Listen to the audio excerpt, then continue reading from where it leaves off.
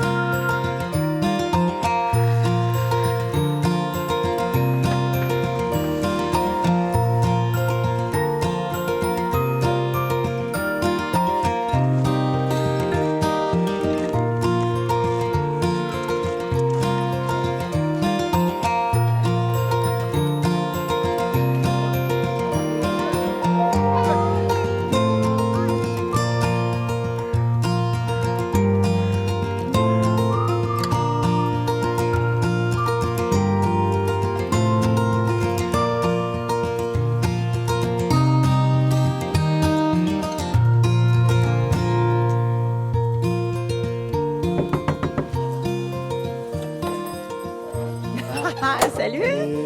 Ça va Pascal? Écoute, je rentre vite parce que je te dis pas, ça caille dehors. Et Tu voilà. vas bien? Bah oui.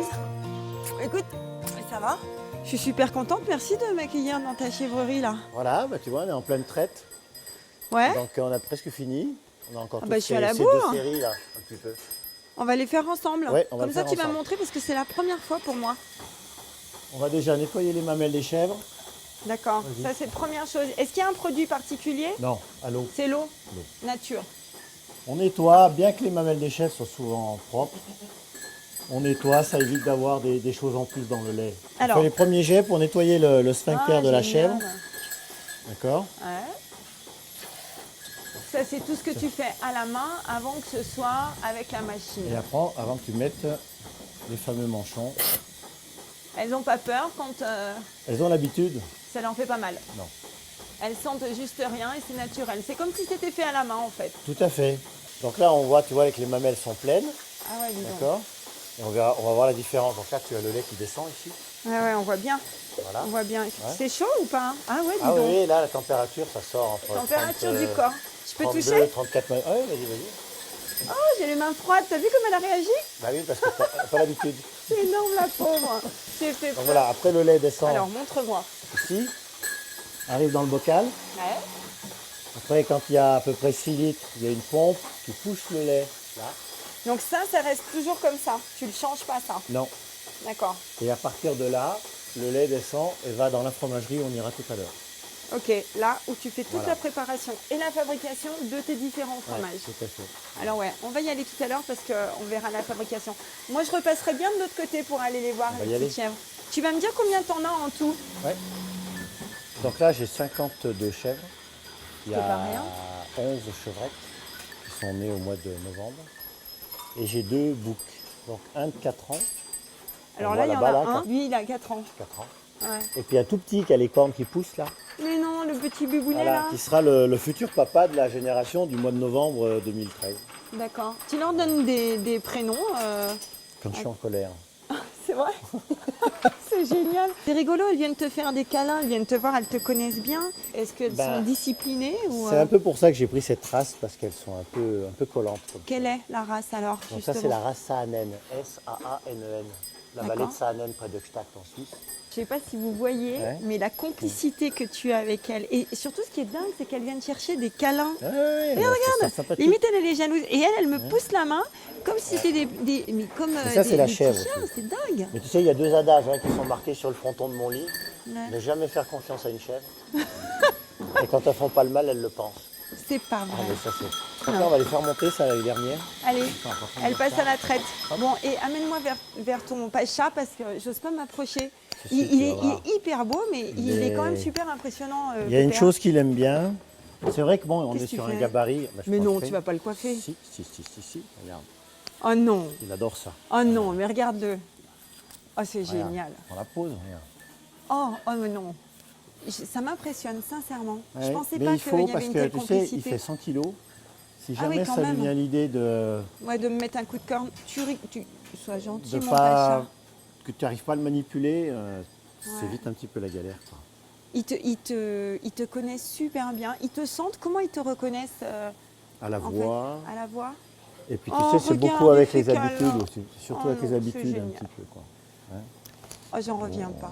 C'est incroyable. Bon, écoute, on a vu tout ça.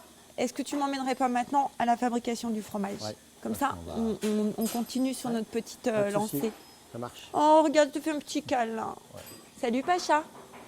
Donc l'atome, c'est le lait tout de suite de la traite du matin, dans le chaudron, on le porte à 34 degrés, on met de la présure, on attend 45 minutes, on va brasser encore 40 minutes, et après on moule, dans des gros moules. D'accord.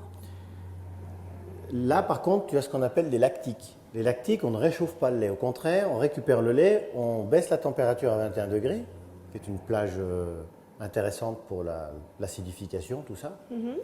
On remet des ferments, et là je vais attendre 36 heures avant de pouvoir mouler. Ah oui. Ah, il faut savoir que par exemple, si tu moules dans un récipient comme ça ou dans une pyramide, le fromage, il n'aura pas déjà le même essorage. Donc il y a une multitude, c'est pour ça qu'en France Mais on pourquoi? a autant de Parce que fromage. les trous sont différents ou parce Non. que le fromage est Parce que, positionné différemment? parce que le poids, si tu veux, tout le poids il est en haut et l'essorage se fait vers la pointe. D'accord. Donc tu auras une texture qui sera déjà un petit peu plus serrée ici. Ok. Donc là, tu vois, je vais préparer la table pour mouler. Ouais. Donc en fait, voilà. Donc tu Préparer. mettras à l'intérieur de ça ce qui est ici. Voilà, je vais mettre dedans. Donc il faut savoir que il faut à peu près entre 12 et 14 litres de lait de chèvre pour faire une tome d'1,2 kg. Tu m'as dit tout à l'heure combien les chèvres pouvaient faire jusqu'à. Et ben là, actuellement, là il y a 2 traites. Donc j'ai 170 litres de lait. Oui, mais une chèvre, elle peut produire combien de litres Par de jour, lait? tu veux Ouais, savoir? Par jour, j'aimerais bien savoir.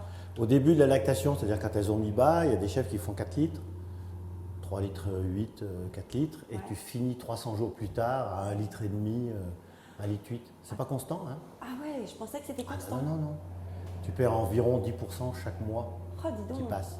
Et si en plus tu as des grosses périodes de froid comme en février de l'an dernier, Ouais. où tu es 15 jours où à l'intérieur il faisait Moins moins 20. 5, Ah, moins je 5 le vois. à l'intérieur, Oh, les pauvres. moins 5 à l'intérieur, là ça te casse un peu le rythme parce qu'il y a des problèmes au niveau de l'alimentation, Bien etc. sûr, j'ai froid. Et bien là tu perds tout de suite 15-20% suivant les chèvres. Mais quelle bonne idée! Faut pas repartir. Non, moi je suis Faut d'accord. pas repartir sans avoir Non, si- goûté les s'ils fromages. sont- Mais c'est sûr. Non, mais donne-moi un tout petit peu. Mais bien sûr, mais c'est comme Ah, ça mais- qu'on coupe une pyramide d'abord. Ah ben, je ne savais pas. Autant vous dire qu'il faut venir parce que ici, c'est magique. Parce qu'il y a les chèvres et que vous avez vu, elles sont juste incroyables. Donc, il faut venir visiter. Il faut venir voir Pascal parce que c'est une personne géniale. Que ses fromages sont juste super bons. Donc, on va revenir. Bon. Bah ouais. Super, merci. Merci pour ton accueil.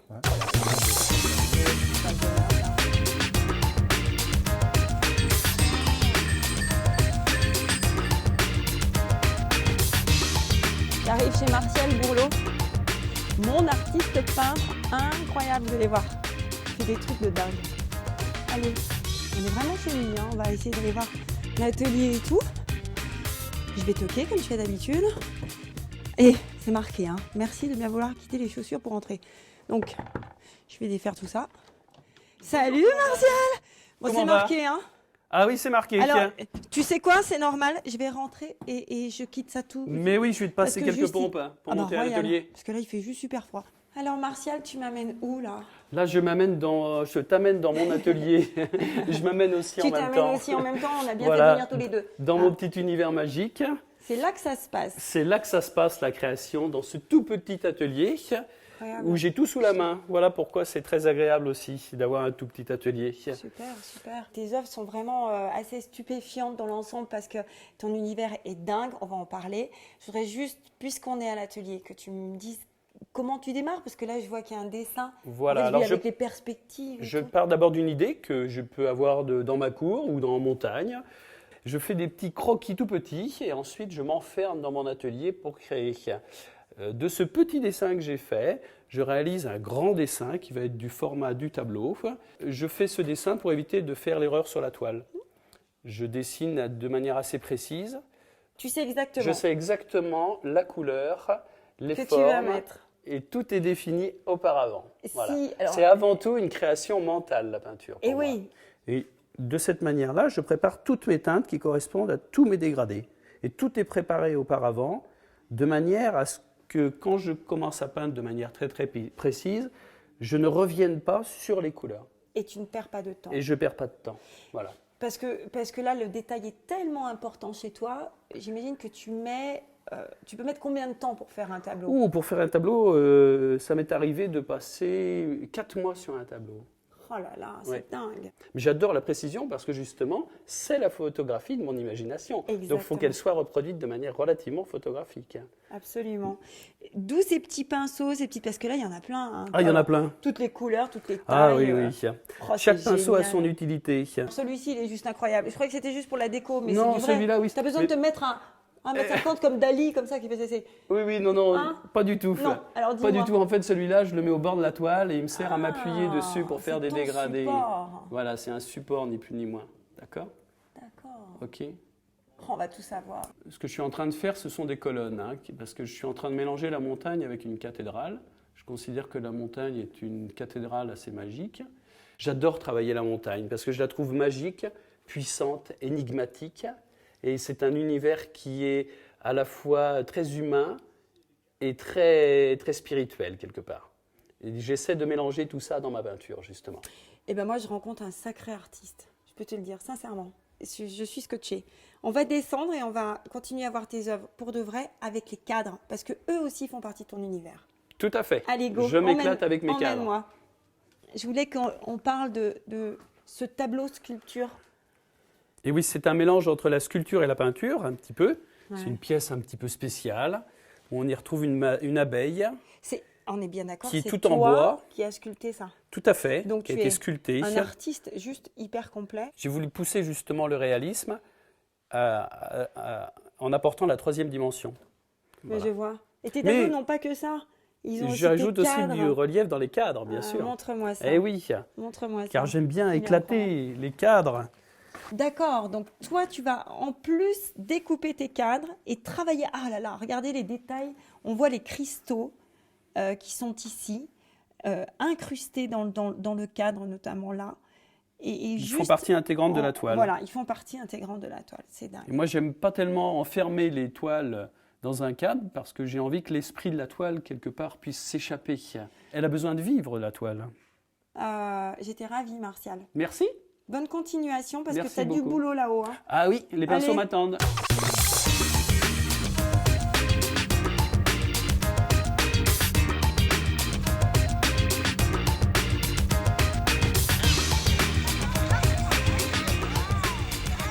Bonjour Monsieur le maire, Bonjour, ravi de vous retrouver dans cet endroit idyllique. ravi de vous accueillir. Justement, vous m'accueillez où? On est à quel endroit ici? Alors nous sommes sur un endroit de la commune qui s'appelle Les Chavants, D'accord. qui est un endroit ensoleillé, hein, avec une vue, une perspective absolument magnifique et sur lequel c'est une base de loisirs de plein air, sur laquelle on va trouver ce lac, qui est gelé évidemment, mais qui est également en activité l'été. Le stade de neige pour les tout petits, un parcours dans les arbres également, et toute une série d'activités, tennis. Une piste juste Une piste de devant ski de nous, fond pour tout public, voilà, qui sert aussi de promenade, de chemin de promenade, sur laquelle d'ailleurs on fait également du ski joring à certaines occasions. Alors ça c'est assez magique aussi, il n'y en a pas beaucoup et c'est vrai de le trouver Ouais, ici aux Ouches, c'est à assez fait. sympathique. Ouais, tout à fait. Alors il y a des sujets qui vous tiennent à cœur, hein, c'est important, on est juste devant le lac justement, la gestion de l'eau pour vous c'est important. L'eau, oui. Premièrement, parce que déjà c'est une ressource que l'on doit d'être durable. Bien sûr. Mais en tout cas, nous avons cette responsabilité de la gestion de cette eau, à la fois sur le réseau communal pour éviter qu'il n'y ait trop de gaspillage, trop de pertes. Donc ça, c'est un travail qui est fait en permanence par la Régie des eaux, et puis également sur la gestion de l'eau pour les activités hivernales, notamment la neige de culture. Absolument. Alors, sur la neige de culture, nous sommes dans une phase de réflexion pour réutiliser ce qu'on appelle les eaux grises, qui sont les eaux issues des stations d'épuration. D'accord. Et on va essayer de construire un processus ensemble avec le gestionnaire de la station qui vont nous permettre peut-être, après toute une série de traitements, de pouvoir réutiliser cette eau pour faire de la neige de culture et donc éviter de prélever sur le milieu naturel. Et ça, c'est un projet à 3 ans qui permettra probablement de pouvoir économiser entre 50 000 et 100 000 mètres cubes d'eau Énorme. que nous prélevons aujourd'hui. Il n'y a pas que ça.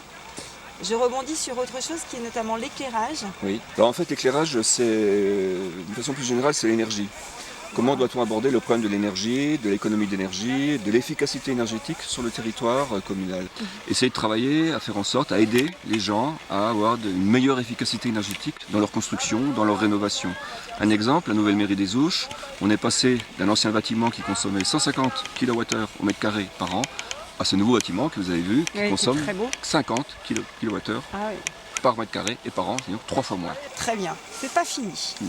On va parler également des transports. Là, il y a un vrai travail qui est fait. Alors, c'est aussi une compétence de la communauté de communes, à la fois sur le train et sur le bus.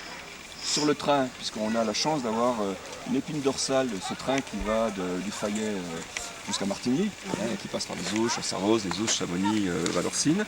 On veut en faire l'épine dorsale du transport de la vallée. Aujourd'hui, on a également un système de transport par bus, transport public. Et puis là, le troisième outil qu'on a utilisé, effectivement, c'est la communication et puis c'est la libre circulation.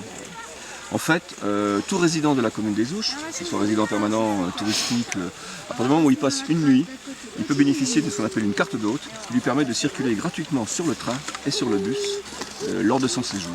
Et donc, il n'a plus aucune raison de prendre sa voiture. Exactement. Donc, combien y a-t-il d'habitants aux Ouches? Il y a 3500 habitants à l'année et il y a environ 12 000 lits touristiques. Ouais. Nous sommes dans une vallée, vous le savez bien, une vallée emblématique. La vallée du Mont-Blanc, c'est quand même pas n'importe quelle vallée.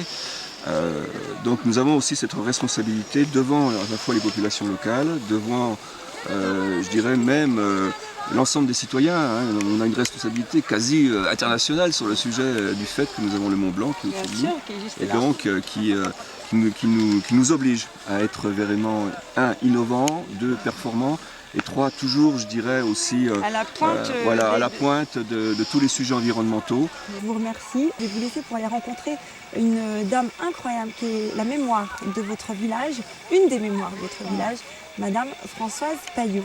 Ce sera une belle découverte et une belle aventure aussi. Oui, exactement. Monsieur le maire, merci infiniment de votre accueil. Merci. À très bientôt. Et à très je vous laisse bientôt. dans ce beau décor et je file rencontrer Françoise. Merci. Merci. Au revoir. Au revoir.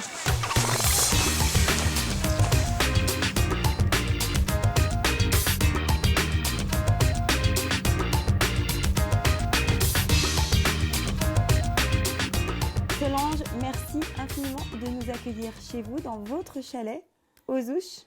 Aujourd'hui, parce que c'est un jour en plus exceptionnel. C'est particulier. Et Il n'y a qu'un par an. C'est ça, il n'y en a qu'un par an. On va le dire. Voilà.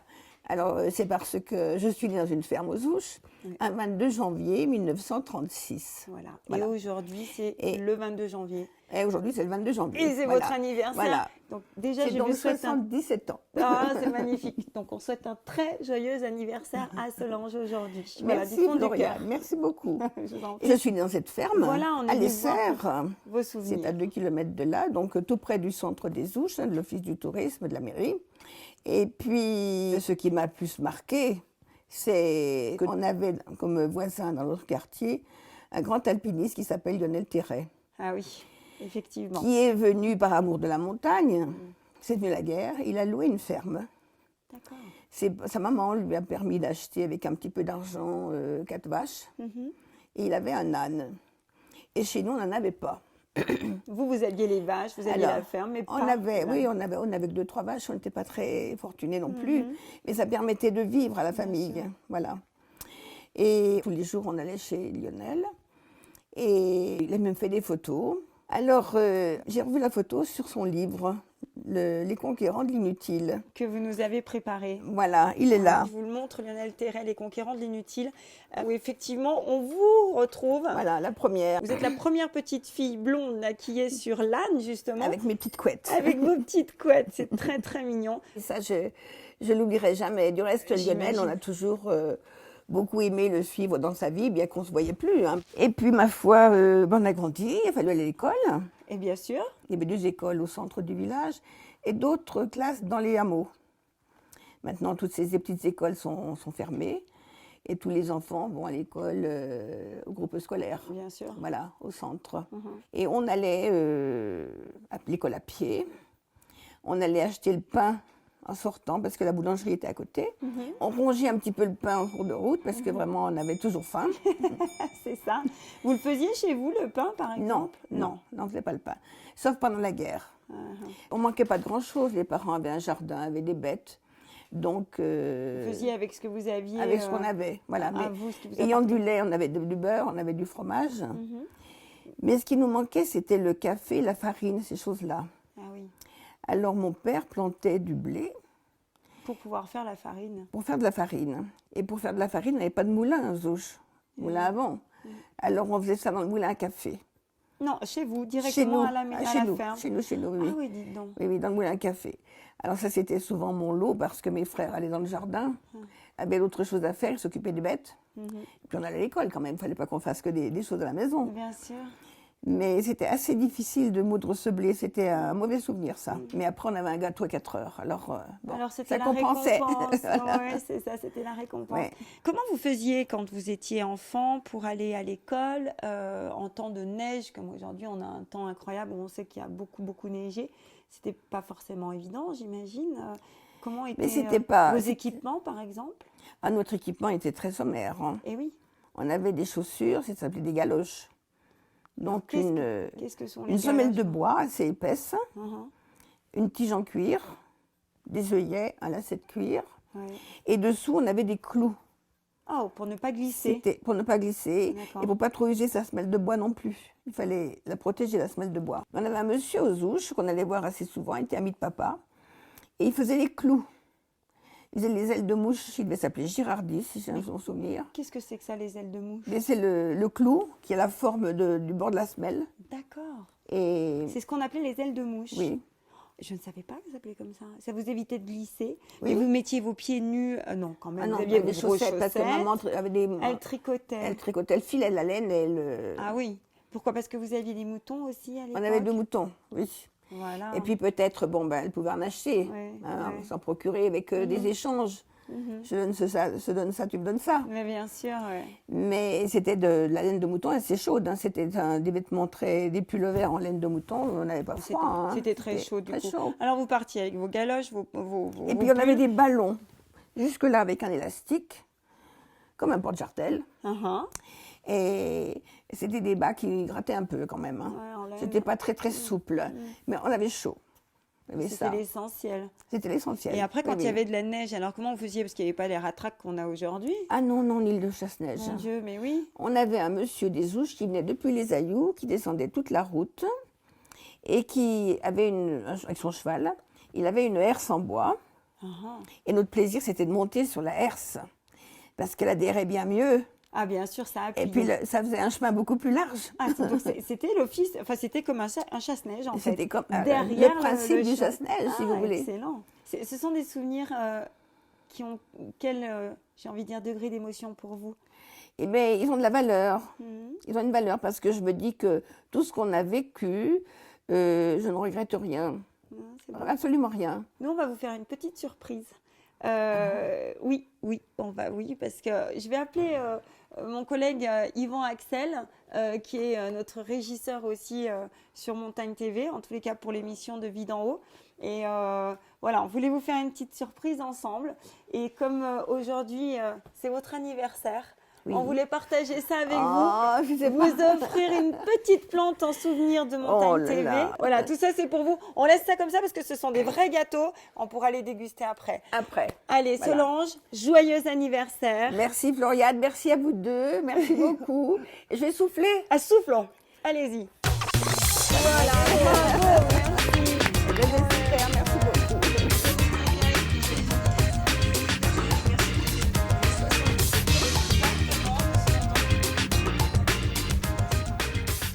Voilà, Vue d'en haut, c'est terminé pour aujourd'hui. Les Ouches, on y reviendra parce que c'est un endroit magnifique. J'espère que vous aurez passé un super bon moment avec nous. Je vous donne rendez-vous pour un prochain Vue d'en haut. À très bientôt. Ciao, bye bye.